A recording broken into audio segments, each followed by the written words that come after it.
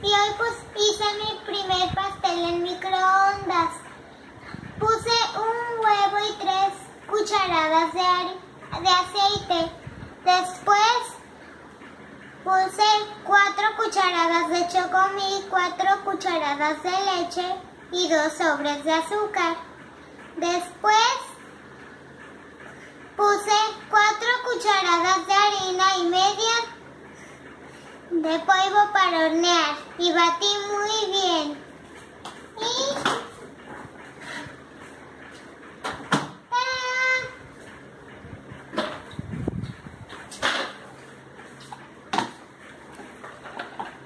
¡Tarán! Mi pastel en micro.